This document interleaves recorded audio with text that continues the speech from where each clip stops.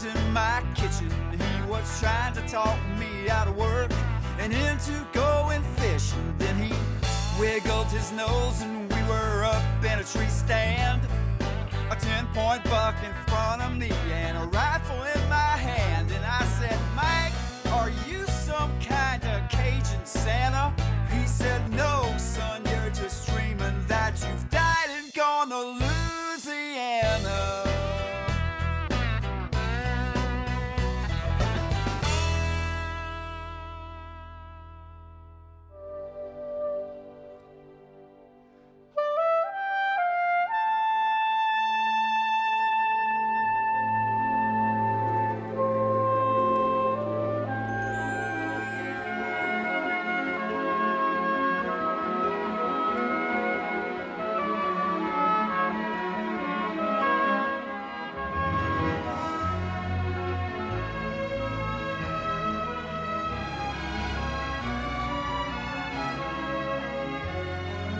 You see these roseau cane, Mike? That tells me that's a firm bottom. And of all the places in this particular cove, if I could only fish one, it'd be right in front of those roseau cane. He whacked it right over there by the grass. There's a better one. Now, Dan, don't make me catch them all. Well, I might have to steal one of your lures. This is Captain Mike Gallo with Angling Adventures of Louisiana. We're fishing speckled trout in the Biloxi Marsh today in late October.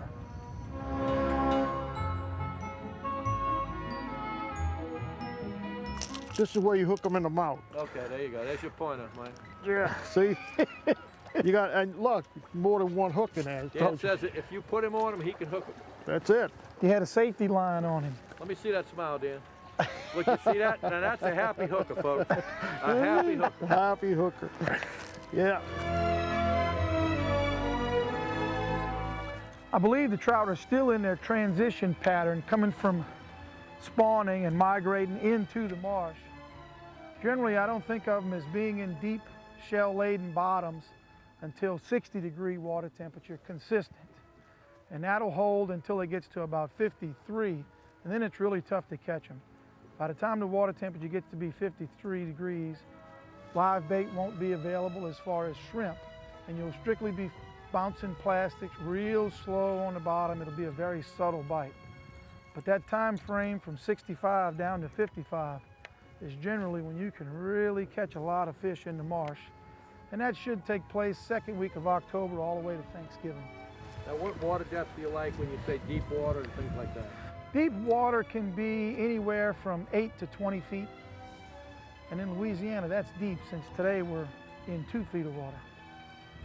They're hanging off that little point. That's about 1.5 feet of water. I got to get a better cast next to that grass. He probably saw us in the background so close to the boat. Whenever you fish in top water, you want to make long casts away from the boat, because as the fish approaches your topwater lure, if he sees you in the background, he's probably not going to come back. So having it far away, better chance that he won't see you.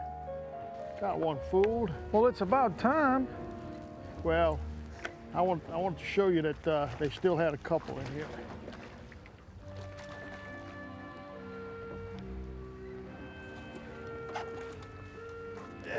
Look, that's how the Cajuns catch them. They hog tie them. That's it. You got to put that Cajun hog on it. Steer wrestling. Dan says he's not into quantity, he's into quality. I'm into quality. Even if he's got to hook him in his side, he don't care. They taste the same. You know, when you get to be my age, you know, you live on Social Security. That trout goes good with government cheese. Since I didn't get a raise on Social Security this year. Oh, you know? here we go. Don't look at me. I paid my taxes. That's quality fish. That's a true fisherman that can catch fish any size. That's a good fish. Another healthy one. Yeah. And it's in the mouth too.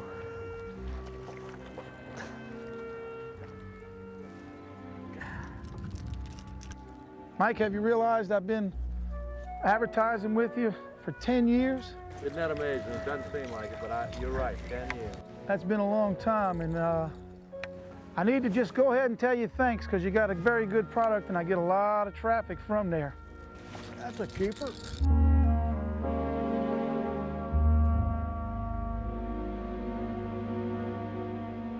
Oh, look at there. Those are in there. They got 2 fish caught that time. Oh, don't pick on me too long, we'll be on the ground. We gotta tear it loose. Tear it loose, the customer left this jacket on the boat. I don't have much investment in it. So you see, he has no scruples about taking customer stuff. I didn't take anything, he left it. You're trying to put words in my mouth. Hey, we just heard what you said. Yeah, but you didn't listen to what I said. Well, interpretation is the thing you got. Look, you're getting behind. You better put fish in the boat. That's all I can tell you. Okay, you got 5 in the box and I got 3.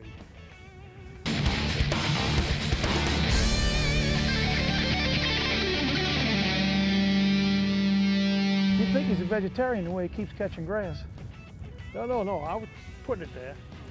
And if I see a minnow jump or a boil in the water, I certainly want to cast in that area. That's what we call nervous water. And it's just a place where there's going to be some predators. I got this one.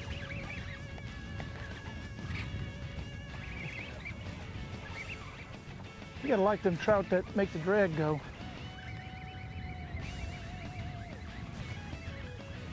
Look at that thing in the water, Mike. You see him down there? He's gonna come in the boat with you. Ah! There's a keeper trout. Look out, Dan, he's coming your way. That's right. Now he's taking my type of fish. Yeah, monkey see, monkey do. That fish must have followed me here from the bridges in Lake Pontchartrain. Good fish.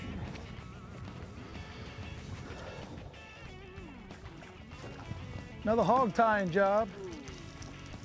Oh, if he's small, he's about the same size, like in the mold, you know? Yeah, that's good. I like that size mold. Not with all those hooks. Now, you don't want mold radiation on that.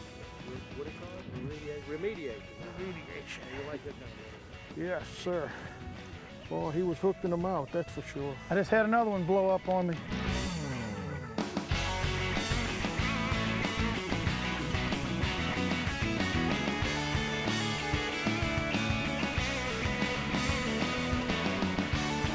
That's a good trout.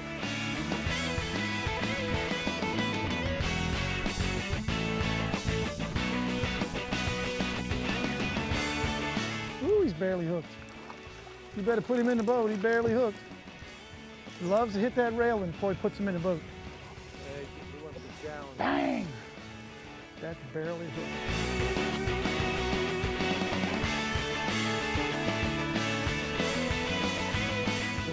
The sun has gone in slightly, and that has really helped the bite. It really helps to fish top water in low light conditions.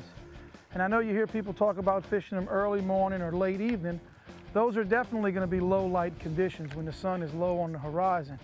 When you have cloud cover, you can fish at top water all day. All it amounts to is, I tell my customers that at 6 a.m. in the morning, we can look at the sun with our bare eyes, no problem. But at 10 o'clock, you wouldn't dare look at the sun without your glasses. Same thing for the trout. When he's approaching your lure from underneath, clear blue sky, the sun is going to hurt his eyes. In low light conditions, they'll feed on the surface all day long. So that's a good tip for fishing top waters, low light conditions. That fish is low on iron. I'm gonna see if I can put some in his jaw. Dan used to tell me when we first started fishing that in October, he put up all of his fishing rods to concentrate on duck hunting. And I told him I couldn't believe that October and November is definitely some of the best times of the year to fish in the marsh. So fortunately, he fishes in the marsh now in October, November, and he puts up his guns. He doesn't shoot any ducks. Well, what it was during that period of time, duck hunting, I was a hard duck hunter. Fishing was second nature. But now that I'm a little bit older, I get out here and try to do a little more fishing than duck hunting. Do we need the dynamite or the gaff? Need a gaff. Got him gaffed right in the mouth. Yeah. He gonna get in your hand.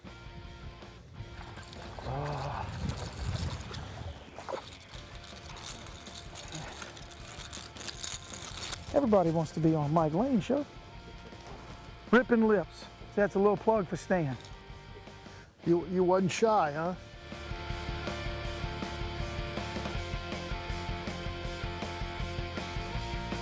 I think we've definitely had an improvement in the size of our fish. Due to Katrina, we have less shrimpers dragging trawls on the bottom.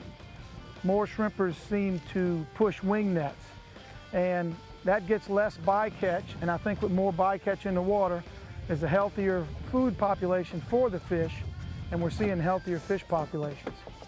Yeah, I can see my shadow in the water, the sun's come out. That's gonna kill the topwater bite. We're gonna go catch some redfish in the Biloxi Marsh with spinners.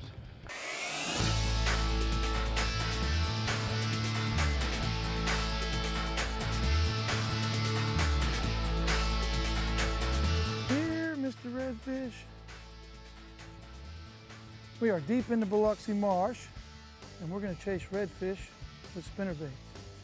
Water's a little high, so we're gonna have to make sure we cast real close to the grass.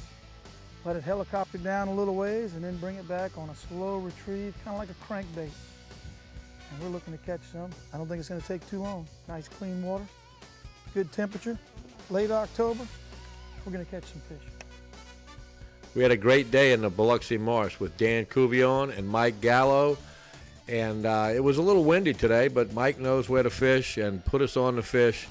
And when I first got ready to do this television show, a guy told me I had a face for the radio. So that's why you hear my voice and don't always see my face, because I have a face for radio. Hi, this is Captain Mike Gallo with Angling Adventures of Louisiana. I've enjoyed celebrating my 10 years with Mike Lane on Rod and Reel. I had a wonderful day on the water with Dan Cuvillon and Mike Lane. If you want to reach me, you can find me through my website, which is www.aaofla.com, or of course you can find me through rodandreel.com. My office number is 985-781-7811. It's been a pleasure. Signing off.